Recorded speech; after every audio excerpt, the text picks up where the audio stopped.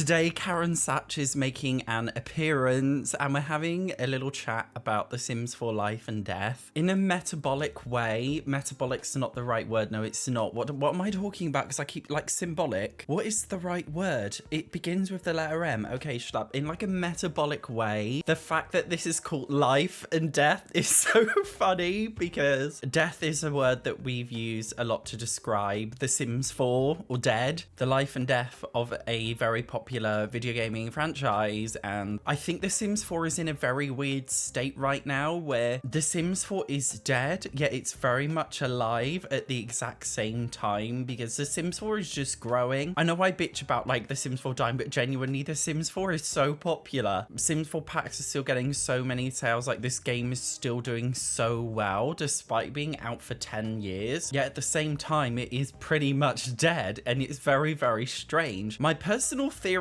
is it's because when new Simmers come into playing The Sims 4, firstly, they've never played The Sims 2 or 3, so they've got absolutely nothing to compare to. And secondly, I think because maybe when people first come into the game, they might buy an older pack, for example, like Get to Work. Like people complain about some of the older packs, but they are definitely so much better for gameplay. And if you're a new player and you're picking up an older pack that's better for gameplay, you'll only naturally think The Sims 4 is good. Whereas I think people who've been playing it for a long time and have bought every single pack, maybe they're starting to personally notice the difference. I think that's why there's such a huge disparity. But I want to focus on the newer packs today and more specifically Life and Death, because Life and Death was allegedly intended to be a stuff pack originally, and now it's an expansion. And this is a really big issue with Sims 4 packs right now, which is we're just getting expansion pack after expansion pack, which are not feeling like expansion packs. You know, most influencers came out when Love Struck came out and said this doesn't really feel like an expansion, it feels like a game pack. And most people pretty much said the exact same thing about Horse Ranch 2. Even in the For Rent pack, a lot of people were saying it too. It seems to just be like a running theme now that expansion packs are basically not defined by how much content there is, but simply defined by how much people are willing to pay for the packs. We can infer that the Life and Death pack was originally intended to be a stuff pack because ages ago they did a survey. The Sims team basically asked people like, what do you want to see in a Sims pack? And one of them was like a death themed Grim Reaper pack. So if we get like a Grim Reaper career or something in this, then it pretty much confirms that it was originally intended to be a stuff pack. I guess EA dug their own grave with this one because of that survey. Although it can't just come with like a new live Grim Reaper career or something. Like it's got to come with at least some kind of substantial gameplay. But this is why I'm worried. Okay, in this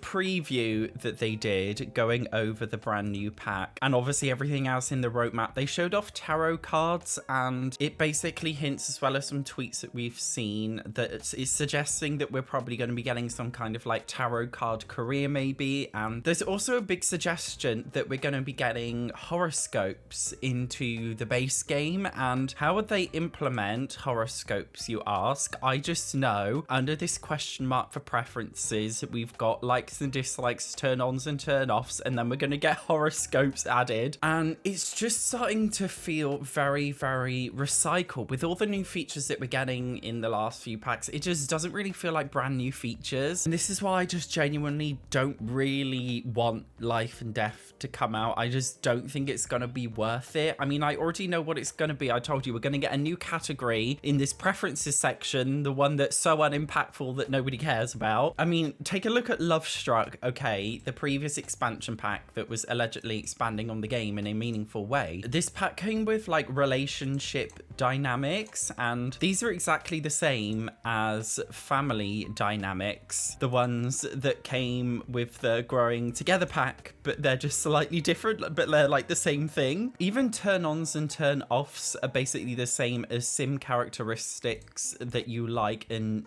dislike in another sim. Social compatibility compatibility, romantic compatibility, aren't they pretty much the same thing in terms of their consequences in game? Maybe there are some slight differences, but not really. Love Struck came with this brand new event system with event-based goals that you can customize, which is not actually brand new because it came with My Wedding Stories. What can a life and death pack come with other than just like rehash content that we've already seen before? Also, nobody seems to be mentioning the paranormal stuff pack, which is obviously going to be very close in terms of a theme of this pack if it does contain things like tarot card reading. I'm assuming it's supposed to come with some brand new gameplay for Elders, because a lot of people have been asking for like an Elders pack or something, but then I think, wasn't Growing Together the pack that's supposed to come with gameplay for every single life stage supposed to come with Elder gameplay, but it didn't. I am hoping it comes with some chaos because they have done that with the last couple of packs. Full Went was quite chaotic and Love Struck was quite chaotic. Hopefully a pack about death is going to come with some new chaotic death types. I think that'll be quite fun. Maybe we'll get some kind of overhaul to Ghosts. There should be some kind of base game update coming. I'm really hoping that if we do get horoscopes, it's not just going to be like another form of like compatibility. Like if you and another sim have the same horoscope, you're compatible. Like I'm really hoping it's not going to be like that. We've already got so many compatibility systems in the game, I can't keep up anymore. That's all they seem to be doing. My relationship dynamic with The Sims 4 is strained. I think that's what the dynamic is. I think we need couples counseling. A lot of people seem to refer to The Sims 4 as like their toxic boyfriend, which I find really funny. Like the kind of toxic boyfriend that would forget your 10th anniversary, that kind of toxic boyfriend. I'm still not over The Sims 4's 10th anniversary. I told you guys before, they should have done a heart-shaped hot tub and said, we failed you last time, hopefully you'll appreciate this one, like make fun of themselves. They could have done it and it just would have been so cool. It would have been really iconic for a 10th anniversary. Do you think they forgot, or do you just think they thought, now we can't be asked? I don't know which one it is. I'm really curious to know if they forgot or if they just couldn't be bothered. Anyway, I just can't see what this pack can come with, and I've thought that about every single pack honestly since Horse Ranch. And I thought Horse Ranch was bad back in the day. When Horse Ranch came out, it was a little bit of a flop and everybody thought, oh my god, this is a game pack. And now Horse Ranch is genuinely looking like a huge pack in comparison. Horse Ranch genuinely looks like it's just this really, really big pack compared to Love Struck, and that's a real big shame. I mean, usually when a brand new Sims 4 pack comes out, you'll notice that, you know, a lot of Sims creators, for example, they do big long Let's Play series, and we haven't really had that for Love Struck. We kind of got it for For Rent until most people gave up because it was buggy. I personally gave up my Love Struck series after, what was it, like 3 or 4 episodes because my game bugged out and the pack just didn't come with literally no content. Like there was nothing I could do, there was nothing. So I am already worried that Life and Death will be a whole lot of nothing, and whenever I come out and say this, people call me so pessimistic, but then a pack comes out and everybody tells me I'm right, and it's just this cycle where everybody gets very hyped up about a brand new pack that's coming out. Everybody gets really excited, and then it comes out and everybody's like, oh no, Satch was right, but they don't want to admit that I'm right. And then everybody's pissed off because there's a base game patch update that fully breaks the game, and then it'll break the game in like 10 ways, but they'll fix like 5 of the ways that it's been broken, but the other 5 bugs and glitches are still there, and it just gets more and more broken over time. But then they'll release a free update and everybody's forgotten about it, and then a brand new pack gets announced and then everybody's fully forgotten about it and everybody gets hyped again, and it's just like this weird cycle which I've not seen in like any other video game. Like it's so bipolar and it's absolutely insane. This is another reason why I say Toxic X, because it's like, you know, they're toxic but you just keep going back every time and you never learn from your mistakes. This is why I say you guys have an addiction to Sims 4 packs. On a very positive note though, I say very positive because we don't know what it is. It does say that we're getting some kind of like new battle pass, which I personally think could be better than the last one. On their little blog post, they've confirmed that you've got to help Grim out and earn free items in the reward event. I wasn't really that keen on the previous battle pass because it was just like free content, but you've just got to log in so like they can impress their investors with like how many people are logging in. Like it was so blatantly obvious, allegedly. That's why it. I wasn't very keen on it, but you did get a load of free stuff. And even if you didn't take part in that event, because a lot of people would be complaining, oh my God,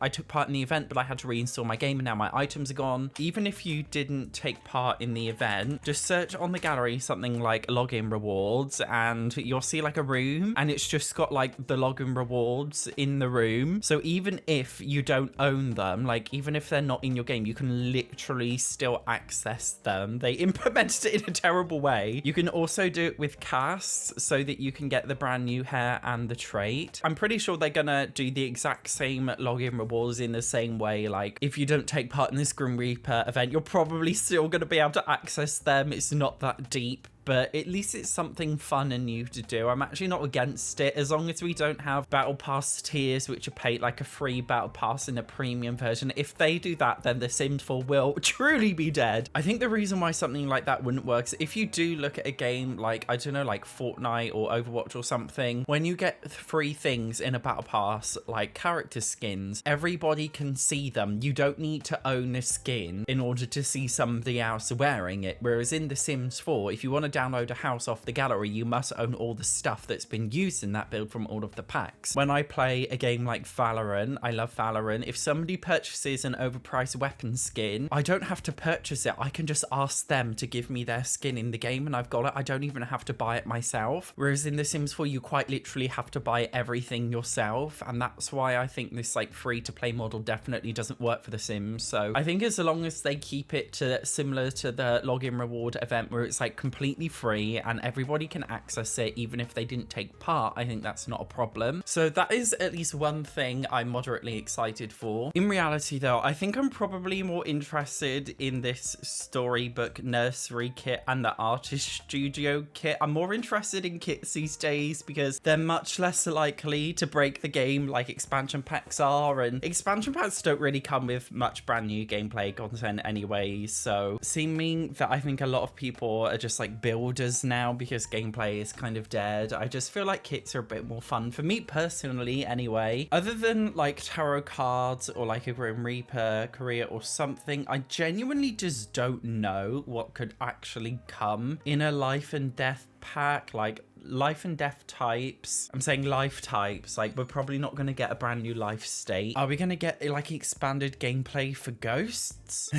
I'm kind of hoping, oh my God.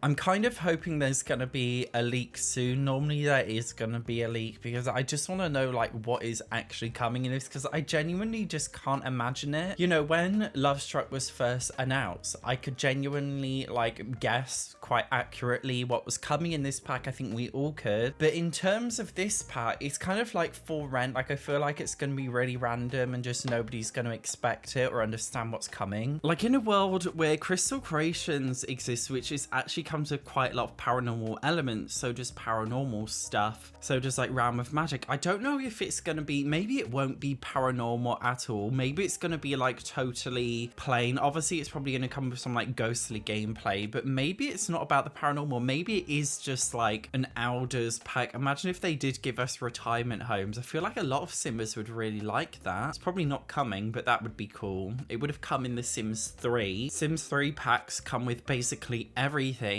So much come, it's basically like a full-on bukkake. Sims 4 packs are, on the other hand, are kind of like, okay, you know, when like only like a little bit comes out and like it's watery and like it's just not very good. Like I feel like that's kind of what the Sims 4 is like when it comes. Anyway, I'm gonna stop right there before this video gets demonetized. Guys, I'm having so much fun in Dress to Impress right now. I'm literally addicted. Make sure you check out my video on that game if you haven't already. Thank you so much for watching. I will see you in the next one.